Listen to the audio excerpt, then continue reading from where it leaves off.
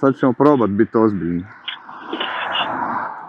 Bok ekipa, danas ćemo napraviti jedan malo drugačiji format, a to je doslovce moto podcast, gdje ćemo u vožnji jednu temu probati iskomentirati što je pametnije moguće, a iako s obzirom na nas teško da će biti prepametno. Sa mnom su Patricija i Mile, oboje na Himalajanima 450, ja sam na Tenerki i idemo se voziti i pričat ćemo zapravo o tome da li je stvarno počela lagana promjena nekih navika vozača, pogotovo novih, i to na način da kupuju motore koji su ipak nešto manje kubikaže, manje snage i naravno tako isto i manje hila, budući da se pojavilo raznih modela, raznih proizvođača, što kineskih, što indijskih, ovakvih i onakvih.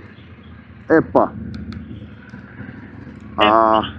hoćemo početi odmah sa damama i dati riječ Miletu.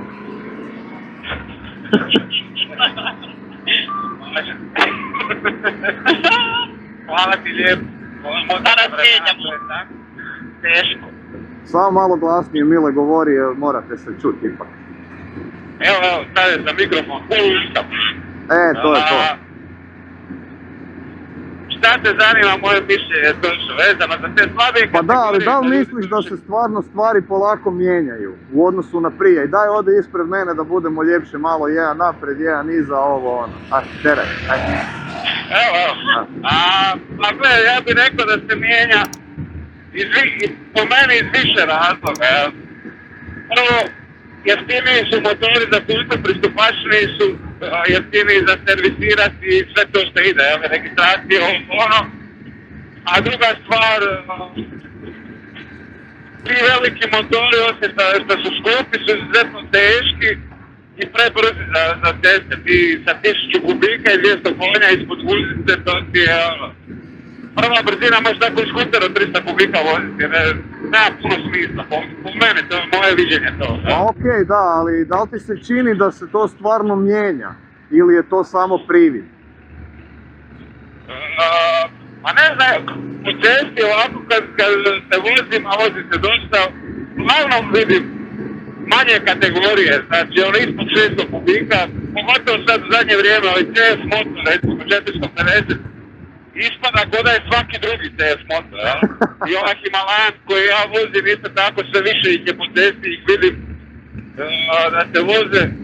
I manje više se voze sad ADV motori nego R motori, Nakeda ima isto tako dosta. I Kinezi su napravili isto ogroman proboj na tržište jer prodaju, ne znam, motor sa full opremom ispod 10.000 eura, 800 kubika ADV, 700 kubika su ispod 7.000 eura i tako imaju akcije redovito. Dobro, a da li ti se čini da se onak nekako to ipak polako u ljudskim glavama mijenja, jer pokazalo se ipak da motori ti većih kubikaža, osim što su opasni, osim što su skuplji i tak dalje, nisu baš najbolji izbor za početnika, ne?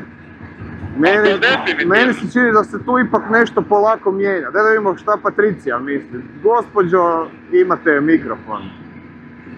Sad sam ja gospođa. Pa kad je gospođa Mile svoje rekla, ne? Znaš što mi je palo to na pamet? Zapravo je možda ipak u svemu tomu nekakva nostalgija se vratila ili možda nije samo tip, ajde treba mi nekakav kompjuter na cijelom motoru da ja znam uključiti pametni telefon, nego sama nostalgija što se tiče mehanike, da ja mogu doma popraviti, da ja ne moram ići na servis. Možda je do toga. Dobro, ali ovi novi motori zapravo imaju dosta elektronike i ove osnovne stvari možeš sam, ne ulje, filter i to, ali ovo što se tiče kompjutera tu teško zapravo da prosječni vozač može. Ali nešto što ti treba definitivno da možeš ti recimo popraviti ako već idemo sa Himalajanima na ne znam, off-road ili nešto, da ti možeš odmah popraviti to na licu mjesta i doslovno do servisera doći sa čitavim motorama, ne da ti moraš zvati ekipu da ti dođe po taj motor na licu mjesta gdje je. Da, taj dio stoji jer Himalajan iako ima neku elektroniku nije, ajmo reći, prenakrcan sa tom elektronikom, u smislu da ne možeš bez skupih naprava nešto na njemu napraviti, tako da to je, oni idu ipak na to da su nešto jednostavniji i ovo i ono, ne? Točno, a opet s druge strane, recimo da ideš Samo vozi. Hvala. Recimo da si u gradu, kužiš sad šta će tebi od 1000 litre, jel, motor koji moraš voziti tamo i ne postižeš nikakvu snagu, jel? I onda je biti lakše kupiti neki motor koji ti je 250, 300, 450 kubika, da ti možeš s njim se dopeljati do posla i nazad. Pa dobro, da. To je opet. A meni jedna stvar koja tu je zapela kao opcija da je gurnula, ajmo reći, te manje klase više napred, je zapravo što imaš jedan motor koji je prilično svestran, recimo ko ovi vaši Himalajani, ne? Znači, evo mi smo sad bili za godišnji do Albanije i do Makedonije skroz i to, ja na Teneri, ti na Himalajanu, znači najnormalnije pratila svaki tempo na otvorenoj cesti, izbjegavali smo autoput ne zbog Himalajana, nego zato jer ga ne volimo, a ne moramo ići na njega. I znači može motor najnormalnije odraditi neko putovanje, zapravo ti je dosta dobar za po gradu jer se lako vozi i upravlja, nije velika neka potrošnja, nije zahtjevno i skupo održavanje, znači može ovako evo ko sad vikend vožnja, može dugi put, može grad, jedan motor, a šta košta ispod 7000 eura, ne? 6. Ok. To nije tubeless. Dobro, okej, ne?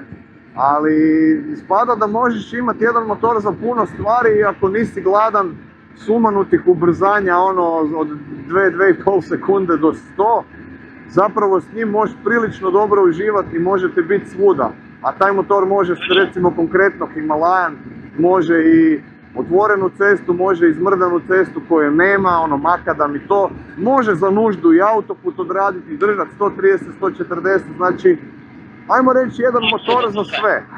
Ne? Da, jedan šitarski nos u principu.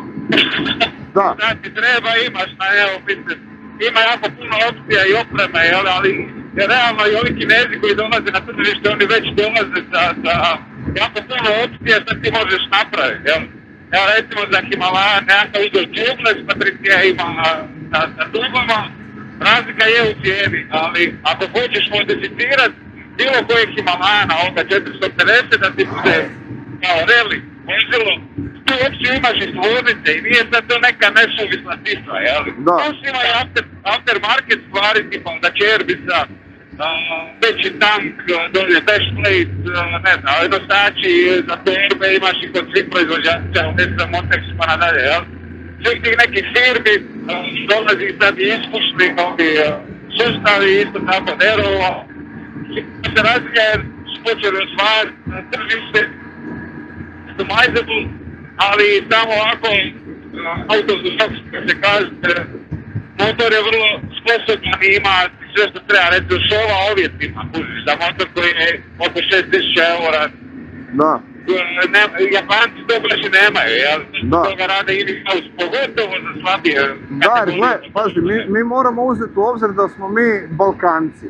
I tu je Japanac broj 1, mislim ja se slažem u smislu vozim Japance, fakat ih volim, ali nemam niš protiv ovih drugih nekih brendova koji su, da li su kineski, da li su indijski, jer šta u principu, svaka neka, ajmo reći, zdrava konkurencija je dobra, ne? Neko će reći nije to uopće konkurencija i tak dalje, ali podaci o prodaji zapravo pokazuju malo drugačiju priču, jer ti za novce za koje kupiš novog, recimo, ne znam, Himalajana, ti jako teško možeš naći sam relativno malo kilometara polovnog Japanca.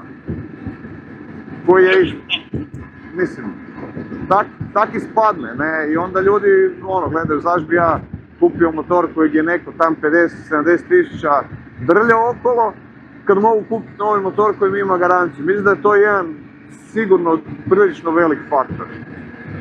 Isto stvar mislim da je ipak i da su svi više manje počeli gledati za udobnost. Sada su počeli gledati? Za udobnost. na motoru.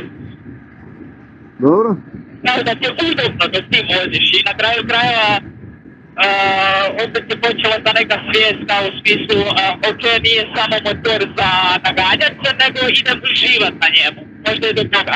Ne znam, duvam. Pa mislim da ima nešto u tome, zato jer baš sam vidio da dosta ljudi koji ulaze u svijet motora i to zapravo nemaju kao prije tu čežnju da to odmah bude ogroman nekakav bijesan motor, jer na kraju krajeva kad pogledaš i ako si htio jači motor prije recimo 30 godina, a onda je ipak i trebao biti nekakva kubikaža, nešto da bi to imalo nekakve snage, ne? I sad kad pogledaš motor od 1000 kubika je 170 konja. Mislim, to je suludo. Mislim da isto tako je bilo prije, ok, ako si kupio već skuplji motor, znači da imaš više opreme na njemu. A nešto jeftini motor je bilo slatno, kao ok, imaš motor, ali nemaš svoju opremu što se tiče tih nekih dodatnih sigurnostnih stvari. Bez prilike. Znaš šta bi još rekao, nije samo stvari izbora motora na tržištu koje jesu, nego ljudi koji kupuju motore. Kako je to išlo u nekim fazama, kasne 90-te i 1000-te su bili air motori, špica, to su svi naked, kao izvedbe od tira, ja sam vidio da pratite se. Samo ravno ovdje. Uglavnom, minja se šta ljudi žele, ta generacija koja je vozila kraj 90-ih, početak 2000-ih air motore, to sad već ljudi u nekakvim godinama. I sad ti kupuju HDV motore, sjediš uspravno, udobnije, pusta elektronika, tehnologija i sve te stvari koje idu i olakšavaju posao, jel? Motor dosta toga obavi umjesto tebe, a novija generacija ljudi koji se odlučuju voziti motor, u principu se biraju, više su svjesni te kao da zovimo nesigurnosti motora, i onda biraju neki daje, kako bi rekao, najbolji mogući paket za budžet koji imaju, bilo je to 5-6 tisuća eura ili 10-20 tisuća eura. Ali se biraju da si kupi siguran motor koji, što si pričao malo prije, nema puno kilometara, ako kupi silovni, provjeravaju servisima češće, službenima, znači da ljude to se detaljnije provodi. I drugi razlog je što ljudi vraćaju kilometre, lažu i tako te stvari, ali puno više se pazi.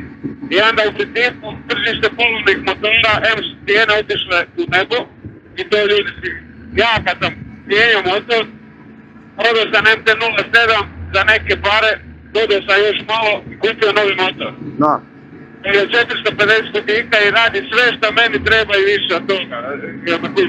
Jer je moja vožnja, se ja vozim za moje potrebe, ovaj motor je više nego dovoljan iz razloga što međugradske kad vozim, to su sve jednako brzina 80, 90, 100, jer nećemo pretjerivati, gužve su vani, pogotovo ljeti kad se vozimo i puno turista po cestama, živimo u takvoj državi, to je normalno.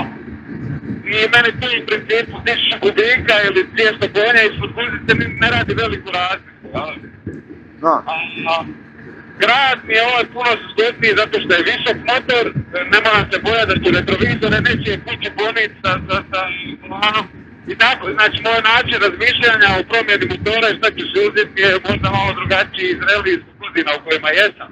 Ali vidim da na takav način dosta mlađa ekipa isto razmišlja. Pa da. Treba motor koji ću ja muzikat ljetki, da mogu otići do dućana, na more, šuljati se kroz grad, jeli, to sve da sam brži, a opet da ne krši propise. Da, jer na kraju krajeva, koji je razlog što kupuješ motor? Pa, znači on definitivno je za jako mali broj ljudi potreba, a za veliku većinu ljudi je to nekakav gušt, nekakav luksuz na kojem ti hoćeš uživat, ne? I sad, kogod je ikad vijesti otvorio, vidi da ovo samo prati glavnu cestu.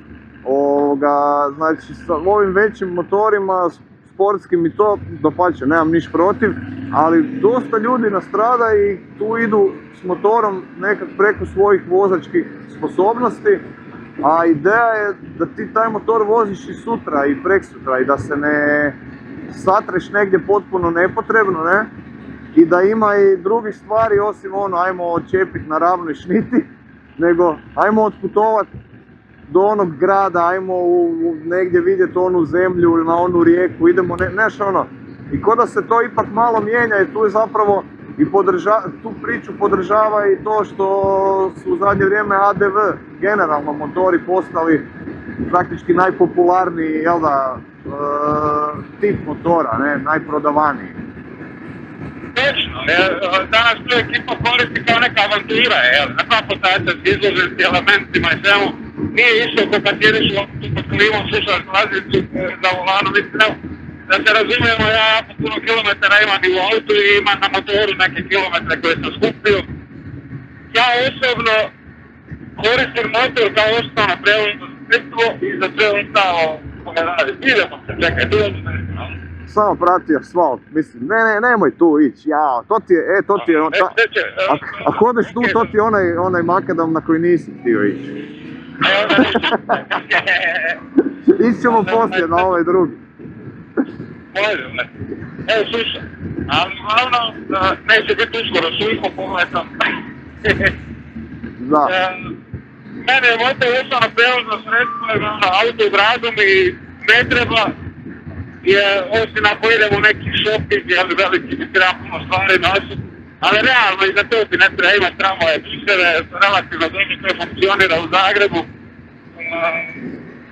Auto u Zagrebu je, ne znam, probaj petak izaći do jučer da išao po servisu skupiti motor od Zagreba do Nove Nove bi trebalo sati po vremena. Ma dobro, da, to znamo da je kaos sa prometom.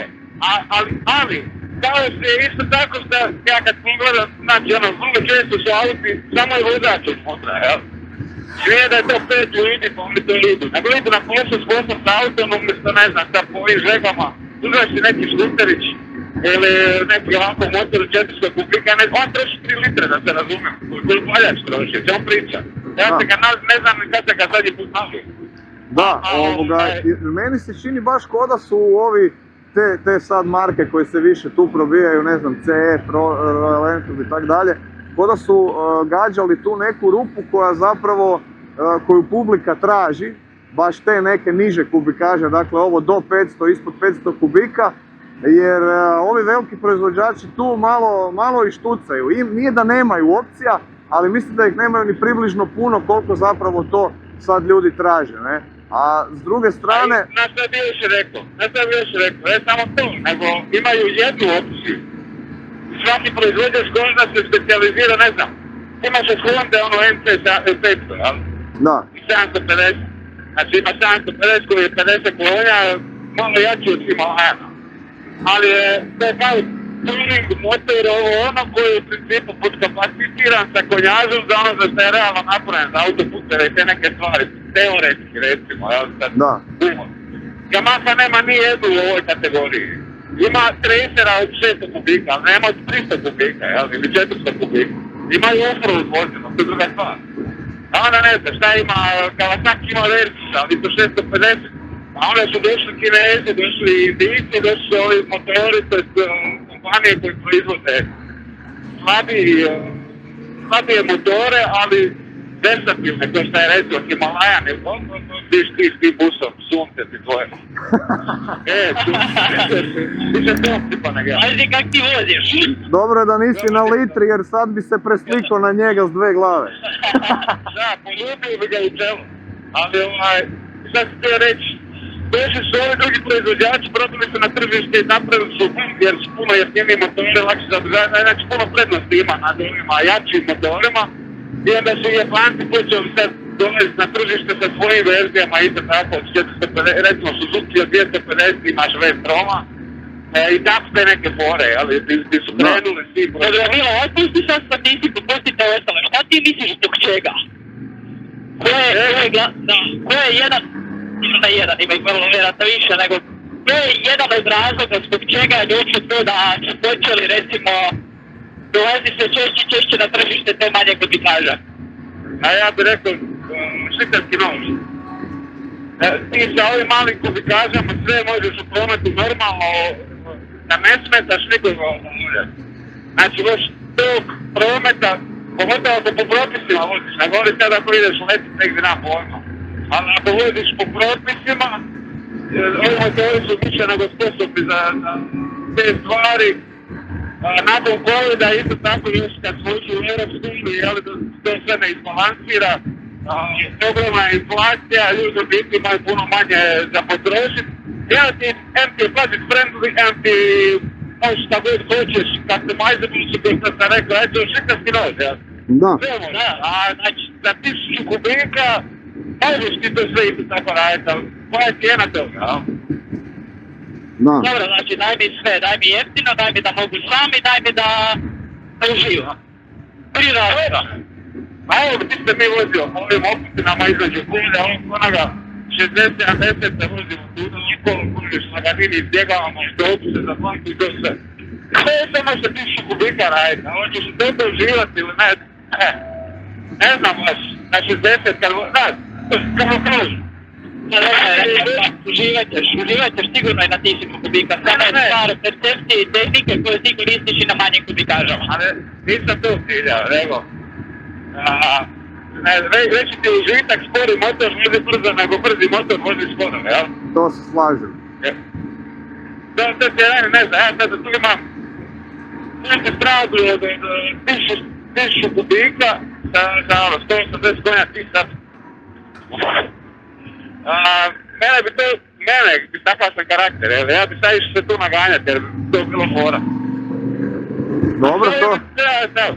Želim se naganjam, ali idemo 60-70. Ali imaš feeling da se naganjaš, to je to. To je bitno. Da. Ja imao sam prilike voziti te jake motore, velike jer motore i tako da, sve to. Super je to. Ali ne znam baš da bi ga svaki dan vozio. Da, jer kad gledaš na ono godišnjoj nekakvoj razini, tebe ipak veliki motor više košta, jer ako niš drugo, on će u smislu i održavanja i guma. Mislim, ne možeš ti imat motor od 140 konja, a da tebi gume traju na njemu ne znam koliko. Mislim, on jede gume i ima masu i kod kočenja jede i kod ubrzanja jede, a mislim, i sad trebaš ti te gume i mijenjati, jel neš se voziti tam na nekakvim upitnim čelestonkama. Točno. A mislim... Sve to ima, znači, ali sve je stvar tih puno velikih konja, ne znam, ljudi možda ne razmišljaju o tim stvarima kad kupuju i to sve.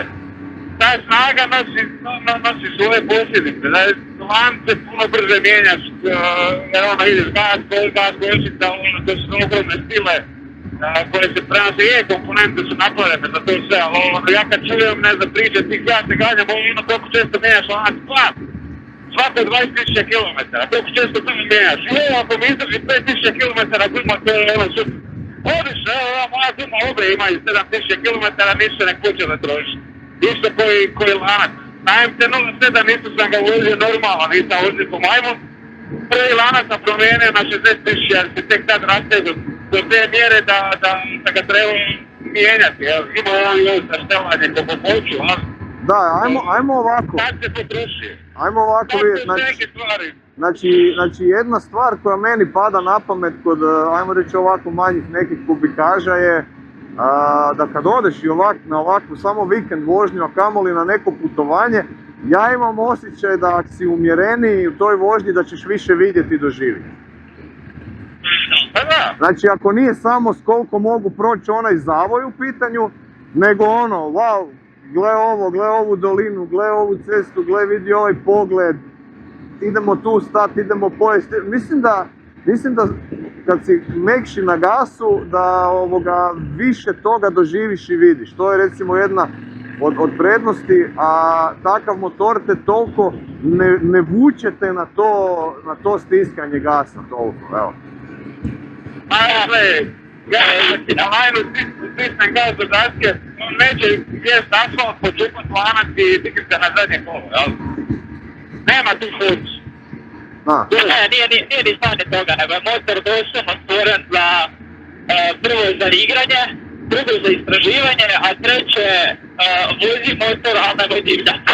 Znači, nauči vožnju, nauči tehniku i budi vozač kakav, trebaš na tom motoru biti, nego tak, ali ti možeš doslovno, ja mislim, ali treba skidat, tako da nekako se čini da ipak stvar da su lakši, jednostavniji, to što sad je ovaj malo teži nešto, ali...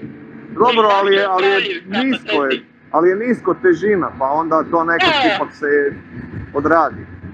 autopoliran. Da, ono što si sad spomenula za tehniku, tu bi se naravno ja volio nadovezati, a to je da, recimo, imao sam priliku kroz sve ove godine, to što edukacija džimkana i tako dalje, vidjeti ljude koji odluče poraditi na svojoj tehnici i dići na neku višu razinu.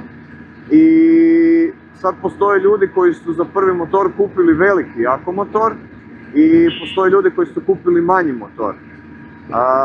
Ovi sa manjim motorom imaju nemjerljivo brži napredak u razvoju tehnike, zato što te velik motor zastraši, s jedne strane te paralizira i ti ne možeš, kad si u svojem maksimumu onom di si van sebe od tog koliko je motor težak, koliko je visok, koliko je ovo, koliko je jak, koliko je nešto, tu napredovati je teško jer si ti u stresu samom činjenicom da se voziš. I kad trebaš izvesti neku kompleksniju vježbu gdje stvarno se zahtijeva neka sposobnost ozbiljna baratanja motorom, ti si u strahu od vlastitog motora. I tu napredak ide jako sporo i jako teško. Dok s manjim motorom ti već kad sjedneš na njega i kad kreneš imaš osjećaj da ti vladaš nekako s njim, da ipak on tebe toliko ne vuče na svoju stranu, nego ipak idu stvari više kak ti hoćeš. I tu je puno lakše graditi vještinu i nadograđivati nego na nekakvoj mrcini koja kad se upali, koliko god te veseli njegov zvuk, toliko ti se i guzica stisne, da ne kažem, ne? Naravno. I tu je... reci.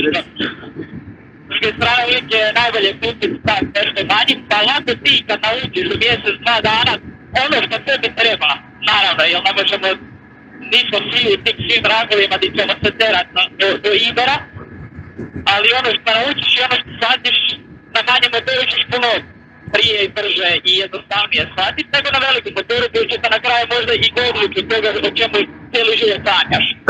Da. Ali ono što je tu uvijek jedan od argumenata, i ja iskreno evo stvarno ne volim kad se to govori ljudima koji ulaze u svijet motora, kupi odmah veći da ti ne dosadi. Dakle, to je po meni jedna od najvećih gluposti koja je sigurno odnijela ozbiljan broj života. Jer ako ti kupiš sebi preslabi motor, pa ti ćeš za godinu, 2 ili koliko, ti ćeš, prva stvar, preživjet ćeš, puno su ti veće šanse da ćeš preživjeti tih prvih godinu, 2, pa za Boga miloga pa prodat ćeš ga koji sve ostalo i kupi drugi. Pa nije kraj svijeta poslikat motor, staviti ga u oglasnik i popušiti 500.000 eura na njemu. Pa šta? Mislim, motor ne kupuješ tak i tak da bi štedio. A onda šta? Ok, izgubio si lovem i... Šta ti je još stvar? Znači uzmeš taj mali motor i onda odeš na edukaciju i naučiš kako se zapravo to vozi. Da. A ovo autoškolu kad ti postaviš to u mačku red, to je prastaro, nešto prastaro koje se nije mijenjalo zadnjih 40 godina. Ma da, to je smijeh, to smo pričali neki dan da se autoškola ne bi smjela zvati autoškola jer ima u nazivu škola što podrazumijeva da ćeš naučiti ono zbog čeg si tamo došao, ali ispada da nećeš čast iznimkama, instruktorima koji se stvarno trude i sebe educirati i prenijeti to znanje kandidatima. Oni su još uvijek u ozbiljnoj manjini, ali u globalu ono što mi ljudi javljaju i to je da se tamo ne uči šta bi trebalo. Dakle, to što si dobio vozačku ne znači da sad znaš, ne? I to se treba i postaviti automatski, jer nažalost imamo i takve situacije kakve imamo, vijesti kakve imamo, ne moramo uzeti detalje. Ali daj, budi svjestan, budi čovjek na naših krajeva i shvati da nisi sam sebi bitan, nego da si drugima bitan, da uzmi rađe manji motor, nauči se i ako shvatiš plana da nakon mjesec i po dana si unaprijedi apsolutno sve na tom motoru, onda si kupi jače, ali probaj, vidi i mislim da je baš to. Ja bi čak rekao odradi ti sezonu cijelu, barem jednu, na manjem motoru, ako ne i 2.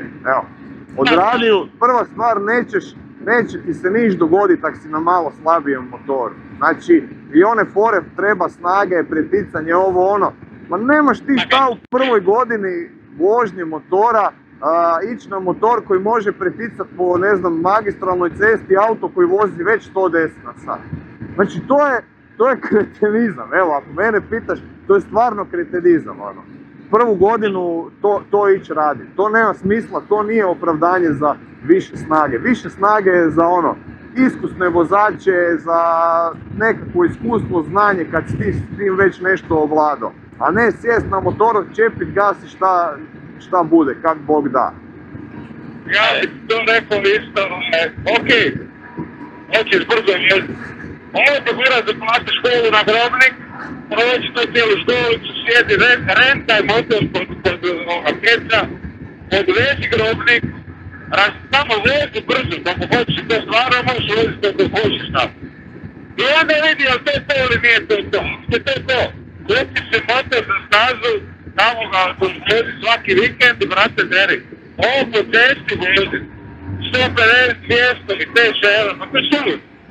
Da. A masa je motor GP vozača, nema uopće motor, ne vozi ga. A istina, da. Jer vi ste normalni. Da. Znači oni nas smatraju ljubima da vozimo po cesti. Da, mislim, da, to je malo onak sve nabrijano i to, a ja mislim da za prvu godinu kad položiš da odeš samo na Marof, da je to već ono, da će ti to biti sasvim impresivno. Marof je prezabavan za vozit, pogotovo na malih kubikaža. Ali ja sam išao sa MT-om tamo. To je tehnička staza za naučiti kako se naginiti, staviti dolje na asfalt ako se to rajica, a ne moraš. To se ne mora raditi, jer ti kod nas toliko brzo procesi navodi da ti sad moraš koljeno izgledati. To je dio tehnike, sve to je super dio krasta. Ovdje na Marof, isplatiš si taj jedan dan, odvoziš par krugova, odvoziš par krugova, reći tamo preko 100 na sat ne ideš nigdje. I samo lijevo ste zavole, onda kad to zavladaš, odi na Grobnik i vozi brzo, a cesta nije za te stvari. Dobro, ajmo ovako, idemo se držati teme. Znači pričamo i dalje o, ajmo reći, manjim pod navodnicima kubikažama, iako ja smatram da 40-50 konja zapravo nije slabi motor. To će se sad puno ljudi smijat, ali nije, zato što osobno znam ljude koji s takvim motorom mogu puno više nego neki prosječni ljudi sa 100-tinjak konja. Tako da to nisu male snage. Ali ajmo vidjeti ovako, koje bi bile doslovce ono negativne strane tih novih motora manjih kubikaža? Koje su negativne strane toga? Ja bih rekao da previše neke tehnologije ima pa u principu nije nužna, jel? Dobro, tipa? Ok, ABS, fajn, sustav protiv protizavanja, ok, super. Ali šta će meni TSP, display koji, ako ga razbiješ ili voda uđe u njega, te košta 1000 eura, šta će ja ti? To je 1/5 novog motora, jel? I te neke pore. Da. Sad bi ti mogu neko reći da zapravo onda kupiš stariji motor, stariju verziju, kad će manje kubikaža. A i gledaj, nije ista stvar, ja ti imaš sve. Nije, znači ti reći zašto. Sorry, Mile, prva desno. Ovi noviji motori, to su puno bolje ciklistika, puno bolje košice, puno bolje suspenzije, znači sve ove bitne stvari su puno bolje. Je tu desno? Da, tu. Puno bolje nego bilo koji motor prije 10 godina, a kamon prije 20-30 godina. A i druga stvar, taj neki praktani motor koji ćeš ti kupiti te košta, ne znam, 2-3 tisuće eura. Sada je 3 tisuće eura kupi novi. Da, Ne mora se misliti. ok, ali ajmo se vratiti na negativne stvari tih novih motora manjih kubikaža. Znači, ok, natrpavaju na njih elektronike hrpu, ali ja mislim da je to zato da se ipak ima onaj dojam kako puno toga ti dobiješ za relativno malo novaca. Istina. Znači, to je više neki selling point nego stvarna potreba, jer ako mene pitaš, sve što mi u 2026. ne treba je još jedan ekran zakeljen na volan od motora. Evo, to nek se niko ne ljuti, ali meni je to katastrofa. Da. Svako ima svoje, zato imaš opciju spojice, ili na ekran s pametnim telefonom ili ne moraš, tako da imaš display koji ti samo pokazuješ koliko goriva imaš ili koju si kilometraži. Pa dobro, to sad ovisi, neki ovi motori imaju toliko načičkano toga gore, mislim, ja kužim senzori za, ne znam, tlak u gumama, ovo, ono. Ok, ja sam tu malo konzervativan, pa to vidim kao još jednu stvar koja može krepati, jel? Ali ok, neko to želi imati te informacije, ali nisu to baš presudne informacije dok ti voziš negdje i sad si na 80-90 na otvorenoj cesti, mislim, čemu, ne? Ok, to je negativna, ajmo reći, strana, ta hrpa elektronike. Jel ima još negativnih strana? Imaš ti, Patricija, koju negativnu stranu za te motore? Iskreno, ne znam. Ja nemam, jer ja sam ljubila dobro, ne znam koliko je. 450 mala to mi kaže, ali meni je ovo super to mi kaže, ja nemam šta šaliti ili imat negativnu stranu. Aha. Tako da, evo, ne znam, prepuštam riječ Miletu, ako ima koju. A ne, mislim, to je tih nekih značiškavih gluposti koje su selling point više nek se treba, ja ne gledam u ekran. Dole, šta ja imam tu gledati, ovo se pogledati, jel vozim prebrzo i te neki sekundu, šta ti misliš da ja sad gledam koliko kilometara me piše na satu, koji mi je tlak guma, koliko je sati, temperatura, je realno jebe mi se, da mi okretaje koliko brzo vozim, koje sam brzini i temperaturu čisto zato sam i auto planio, pa onda uvijek to pratim, ali ako nemam to za pratiti, onda sam uplanim. Da. To su neke stvari koje meni doslovno ne mi treba. Ovo je ostalo, napravljamo, idemo, livo, desno. Desno. Moraš pogledati u retrovizor, vidiš moj žmigavac i odmah ti je jasno, Ne, to znam ja šta je bilo, ekran ti je odvuko pažnju pa nisi gledao u retrovizore. Gledam sam šta mi sve piše na ekranu. Tako je. Šta sam htio reći, imaš taj kao kompjuterić, jel, motoru koji tehnički senzore koji te informacije daju. Pa napravi aplikaciju, jebemo mate, staviš se sve na aplikaciju, prije što ideš voziti, pogledaš šta ti senzore kažu. To me ne zanima usred voze, to me zanima prije ili poslije vožnje. To je istina, da. A ako je neka panika se događa ili nešto ne valja, pokvarilo se stavi crveni propust, stani jebi ga. Pa to ti već je ako je greška ili nešto, on će ti to javiti, ne? Pa tako, mi ne trebaju real time informacije za ne znam koje gluposti, ja gledao sam tu po ovome, mislim, Himalajan ima toga, jel? Da, ali znaš, to ti... Ja rekao, šta će mi? Ali to ti sve dolazi sa tim vremenom zapravo u kojem živimo, a to je upravo to da ti u svakom trenutku, na svakom mjestu imaš sve informacije koje ti trebaju i ne trebaju, jer mi živimo sad zapravo u dobu informacija. Ti sad izvadiš telefon i možeš gledati da li u Melbourneu pada kiša ili ne. Presudna informacija, jel? Mislim, i onda to nekak se vjerojatno preslikalo je na sve ostalo, pa tak i na motore. I to povezivanje sa mobitelom motora i ovo i ono, ok, zgodno može biti i tak dalje. Da je presudno, ja bih rekao da nije, jer mislim da je motor nešto potpuno drugo. Znači on je za vožnju, on je za uživanje na otvorenoj cesti, za istraživanje novih mjesta, upoznavanje ljudi, druženja, opuštanje, veselje i micanje od prokletog ekrana. Evo, to je po meni motor. Dobro, znači to je avantura. Da. Sorry, opravo sve ti ovo reći. Mile desno. To ti je opet opcionalno, još ti gledati u ekran ili nećeš, naravno znamo da je pogled ideja, ali stvar je u tome što to mislim da nije jedna od negativnosti koje bi se trebalo smatrati. Pa, ja bi apelirao na to da recimo ti ekrani ne budu takvi. Recimo, meni je fenomenalno kod Tenerke, mislim naravno svak svog konja hvali, jel? Ali ona ima ekran, čovječe, ko Digitron koji sam imao u osnovnoj školi. To je kvaliteta slike na njoj. Nema tu boja, ovo, ono, 1000 informacija i to. Brzina okreta i to vrijeme, vidim vrijeme, sat je gore, to mi je čak drago da mogu znati da li negdje kasnim ili ne. I vidim u kojoj sam brzini. Ali to ništa ne, kako bih rekao, nije šareno, nije da djeluje važno, da je nešto sad crveno, žuto. Boli me John za to. Mora biti jasno i čitljivo, a ovo drugo, ajde nemoj me pilat sa 100 boja i blještavilom, još jednim. Evo, to je neki moj stav, ne?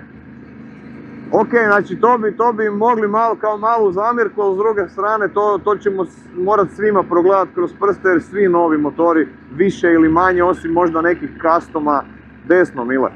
Nekih ono customa, choppera ili ovak, takvih motora imaju to više ono analogno nekako, ali ok, ovo ide u smjeru u kojem ide.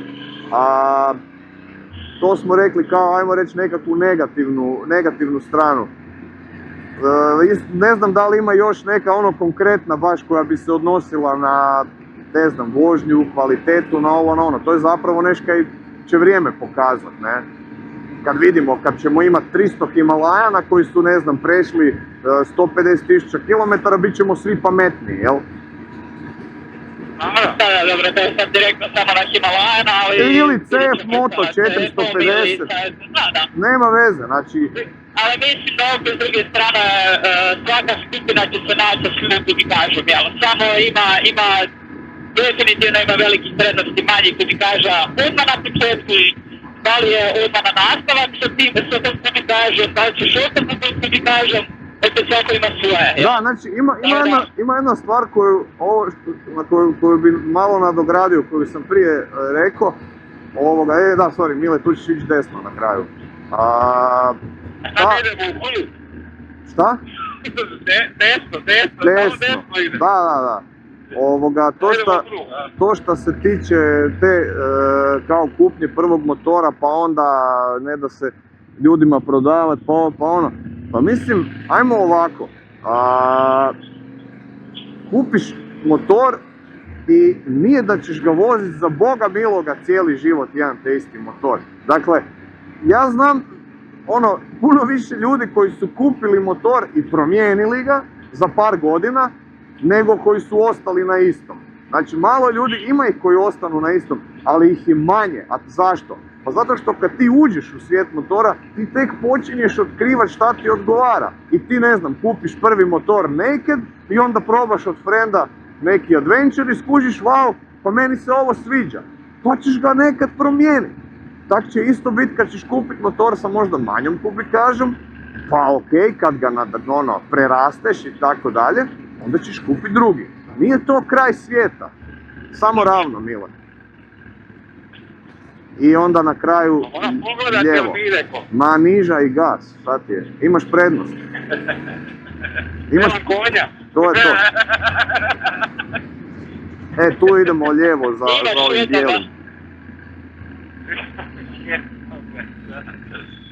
Ovo, sam da znate, ovo će biti najduži video ikad, ako ga objavim.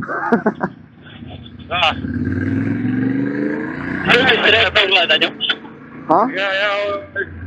Šta sam htio reći za ovo, biti kao negativne strane, ok, ima negativne strane, koje su pozitivne. A ovi novi motori, ne znam, nije to više ko prije kad su bile one drljače od 400 kubika, one Ninja i šta ti ja znam. Idemo. Ravno ovdje. Da ne moramo na brzu cestu, jer onda se nećemo čut kad treba. Jer što sam htio reći, to su sad već konkretni motori, kužiš. Da. Samo je agregat manji. Lijevo. Ravno. Ne. Ne znam, stavio da vodim, ja ne znam ti idem u pičku. Milo, znamo gdje vučeš. Tak je najzabavnije. Je, dobro.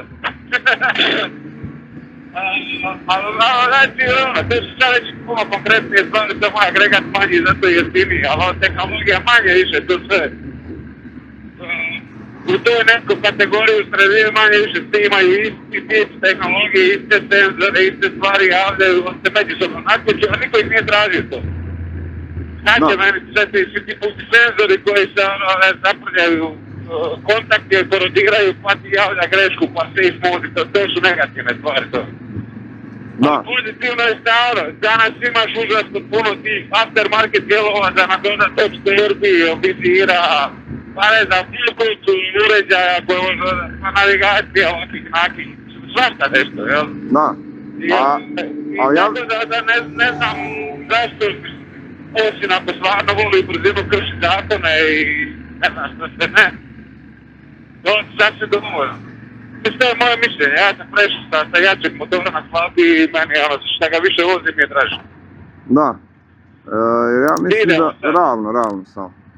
a ne znam, tu ćemo negdje spetljati pa ćemo na Velikogoričku vjerojatno ili ovako nešto. Tu, nismo išli na onaj makadam tamo koji smo htjeli uz nasip zato što je ravno u smjeru tog makadama bilo crno, pa da ne moramo kišnjake petljati sad i to. Da, sad smo između dvije kiše. Tako je. Ma da, i ja imam osjećaj da još uvijek postoji ono solidna količina otpora zapravo, što je normalno i uvijek ga ima, jel? Prema tim nekim markama, pogotovo vjerojatno kineskim i tak dalje. Ali ono što sam rekao jednom bio već da malo moramo učiti i iz povijesti. Dakle, ako se mi vratimo unazad, onda 60. godina, ne znam, su bile više 50. 60. kad su se japanski motori počeli probijati u Americi, bili su predmet sprdnje. Danas to više nije tako, to jest već 90-ih, 80-ih i 90-ih se već vidjelo da to nije baš samo tako. I to je zapravo vrlo slična situacija ovoj koju imamo sad, a to je da na europsko tržište dolaze, ne znam, kineski, indijski ili koji su više korejski, bog te pitaj koji motori, ne? Tako da ne bi baš toliko bio bahat i rekao te kineske stvari su smeće i to, jer ajmo mi biti realni, Kina nije ono što je bila prije 15-20 godina i šrot roba sa AliExpressa. Da, i cijelo tržište ti je Kina, tako da. Ali budimo realni, jako puno stvari, pogotovo za ne flagship stvari, tipa mašine za BMW-ove se smažu u Kini, jel, preko prilike. Kina je vlasnik Volvo i tako dalje, znači oni uče od toga svega, kopiraju to sve jako dobro, se nešto desilo, jako dobro kopiraju i proizvode koje oni plasiraju na tržište, nije to Kina pa masovno proizvodi neki šrot i koristi ne znam kakve uvjete za to sve. Ajmo moj čovjek, dajmo odati. Ali i šta sam htio reći, oni su isto puno napredovali, pa pogledaj ove električne aute što dovode tu na tržište i sve te stvari. To je puno jedna viša razina nek što je to bilo prije par desetljeća. Da. A između ostalog, oni sami kao tržište su puno veći od našeg i američkog tržišta, da se razumije, puno više ljudi imaju. Da, ali pazi, mi smo Balkanci i mi moramo imati otpore prema takvim novim stvarima. Pa nije, pa vidi kontra. Mislim, ne možemo mi pogledati širu sliku i reći ok, čekaj malo, možda tu nešto ima, jel? Ja ne kažem, ne zagovaram to da mora sve biti kinesko, indijsko i ne znam šta, ali ajmo biti realni. Stvari se mijenjaju. Ali, rekao bi isto da mlađe generacije nisu toliko zapekle u ta neka mišljenja i stajališta, nego su više otvoreni i tome sve. Da. Tak se i meni čini. Ove mlađe, govorim za 20-godišnjake i to, par generacija razlike. Da. Idemo, ravno, samo vozi ravno. Kada Matinac vodi ovdje, ne znam ni ti smo ovdje. Gle, ovo ti je ko autoškola, znači ako niš ne kažem ideš ravno. Razumio.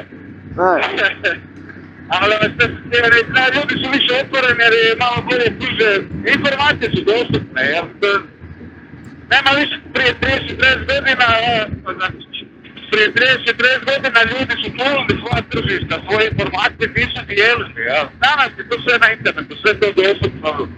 Mijenjaju inženjere ko šlape, koji svaki ide svagdje, tako da praktički sasvim svejedno, te neke razlike u povezanosti, su minimalne, realno, zato što najviše ovisiš o tome kakav je taj lanac nabavke novih dijelova, rezervnih dijelova, koliko ćeš čekat. Mislim, zapravo, to je bitan dio teme, znači, biti je važno da ti motori novi koji sad dolaze, da imaju dobru podršku tehničku ovdje, znači u smislu dijelova, servisa, održavanja i nekih realnih rokova, rješavanja tih stvari, ne? Sad, neki imaju, neki nemaju, svašta se po internetu može pročitati, od fenomenalnih iskustava do doslovce katastrofalnih i bacit ću ga u Savu, jel? Ali okej, jednu bitnu stvar koju nismo uopće se dotakli, a to je da ako ljudi žele podržati kanal, onda je najbolji način za to da sa ovog linka koji će biti dole si naruče Gas Masti, imaju jednog fenomenalnog suputnika za sve moto avanture. Na sve razne načine si možete s tim pomoći oko kože koja strada u vožnji, u garaži i tako dalje. Neću puno drvit, pročitate šta piše na stranici i imate Quasimoto 10 kod za popust. I idemo se sad vratiti na temu. Ovo će biti fora ako uopće ne bude rezita, nego sve u komadu. Ali mislim, gledaj, realno, malo prije sam ti priča, jel? Danas da mi izrasla koristim tu vas, znači odmah je to sve smirilo. Ispustala koža, nakon vožnje onoga. Ali znaš ti zašto ta mast funkcionira? Zašto? Zato što nije kineski proizvod. Ali kineska kutija! Nego je od našeg OPG-a, baš našeg, kao našeg obiteljskog, ne kao našeg samo hrvatskog, nego našeg obiteljskog. I unutra su stvarni naši sastojci od koje nam naše pčele, jel da, provajdaju. Tako je. Idemo se vratiti na temu, nećemo bezobrazni marketing tu mučiti ljude, ali da, u biti, evo ne znam, možemo neke zaključne misli Evo, zaključna misao, Flixbus, tu te reklamiramo, daj sponzoriraj nešto. To je isto. Daj, dame imaju prednost, ovaj put stvarno dame. Patricija, imaš neku završnu misao? Zapravo, na kraju krajeva je sve subjektivno, ali evo da moje bude subjektivno. Ja sam jako zadovoljna sa 450. Dobro. Meni ne treba više i meni je super jer sam ja prešla zapravo sa Honda od 500 kubika koje je realno bilo too much. Neću, ne uspoređujem sa Markom i ne želim to raditi, ali definitivno nekakva udobnost, nekakva pozicija na samom motoru, vožnja, tehnike koje sam sve uspjela uskladiti na slabijem motoru, ajmo reći slabijem. Znači, brdo toga sam uspjela sa ovim motorom, brdo toga sam naučila, tako da zapravo ja zamjerke nemam i iskreno mislim da ću svojih godinama učiti na ovom slabijem motoru i nisam sigurna da ću moći naći bolji motor od ovoga za služnje općenito. Pa ti zvučiš ko da te Royal Enfield platio, samo da znate ljudi, nije. Mile, da čujemo tebe, ukratko molim, nemoj razvezati, sad blizu grada smo, moramo na pumpu i tako to. Znači, ko vozi motor slabije 1000 kubika je To je to, pravi dalmatinski komentar. Da, samo tvrdo. Ali realno, zabirajte si motor koji hoćete, to je sad, što meni je svejedno, da budete pametni s tim šta radite i znajte za šta je taj motor rađen. Nije igračka. To definitivno nije. Svaki motor nosi svoj rizik i šta je jači motor, puno je lakše pogriješiti, jer ne praštaju. Su struji, sve to, ne praštaju. A ovo je ostalo, ako imaš budžet za multistradu, brate, uzmi multistradu vozi GS-a, vozi GS-a, ja bi ga možda nema para. Realno. No. Ali ja Znači, za GS-a. Šta kažeš? Rekao, skupljamo staciju za Mileta i GS. Da, sad ćemo, otvorit ćemo GoFundMe ili kak se zove. Da vidimo Mileta na GS-u. Ok, uglavnom, ajde, isprevrtili smo puno priče na tu temu. Ja bih završio s tim da zapravo najbolje je pratiti šta se događa i najbolje je nekim stvarima pustiti određeno vrijeme da se vidi kako će se pokazati na duge pruge, kako će se pokazati kod različitog broja korisnika, dakle oni koji su više orijentirani na cestu i putovanja, oni koji su više orijentirani možda na neki off-road ili možda na neku sportsku vožnju ako su u pitanju sportski motori i tako dalje, ali vrijeme je po meni uvijek najbolji test i zapravo ovi svi motori koji sad dolaze i koji su došli u zadnjih 3, 4, 5 godina ih treba još pustiti možda neko vrijeme da bi svi bili pametniji, iako za neke već sad znamo da su ok, da su vrijedni pažnje, ali definitivno ono, pustiti, vidjeti, biti otvoren za to da možda ipak može biti motor i neka nama malo manje poznata marka, jer na kraju krajeva taj motor kupuješ za sebe, voziš ga kak ti hoćeš, ti ga plaćaš, ti ga održavaš i tvoja glava se na njemu vozi i tvoja glava s njega pada, jel? Tako da sam si sebi, jedino si sebi odgovoran i ništa dužan. Zapravo svima drugima nisi da bi opravdao išta, da moraš voziti ovakav. Po meni je to bez veze, kupi ono što ti odgovara, vozi to koliko god najpametnije možeš, šta?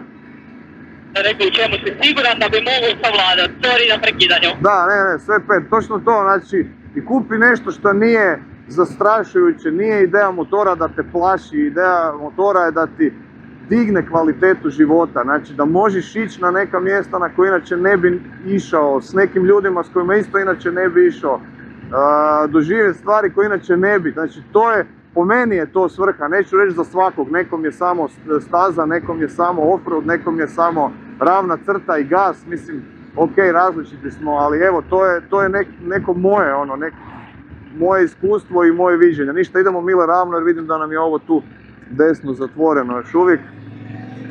I uglavnom nemojte puno padat pod onaj društveni pritisak, motor ti je slab, motor ti je ovo, pusti to, voziš ga za sebe, ne zbog drugih. Znači, nikad nemoj ići drugima udovoljavati s tim šta si kupio. Voziš za sebe, vozi po svom. Bog, čovjek nam trubi. Ovo je trubno, ko zna. A ništa, pratimo glavnu pa ćemo vidjeti, negdje ćemo izaći već. To je uvijek tako. Nakon toga, ide lijevo, a? Nemam pojma, Odi lijevo. Čekaj, smo tu jeli onaj put? Ne. Evo vidio ću. Je. A? Da, ma ne, idemo dalje, idemo tu na ravno van pa ćemo tamo, ja mislim, uloviti onu pumpu, a onda ćemo dalje vidjeti. Uglavnom, to je to, evo, mašite ljudima, i šta znam, nemam niš pametno više za dodat, ko se nije pretplatio, nek se pretplati i to je to, stisnite ona sva čuda, like, share, subscribe, to sve nešto, ne. I pošaljite ovaj video nekom ko si razmišlja o nekom takvom motoru, obskurnom o kojem smo mi sad tu pričali, jel? To je to i... Ma odi tu sad lijevo. I to je to, ekipa, pozdrav, hvala na strpljenju, živcima i svemu ostalom, doviđenja, bok. Još nikad nisam završavao video dok izlazim na glavnu cestu. Pa za sve postoji prvi put. Samo ti njima stavi dole ispod videa. Najbitnije je koristiti ovu između ušiju, a ne da ti drži samo uši vezane za glavu.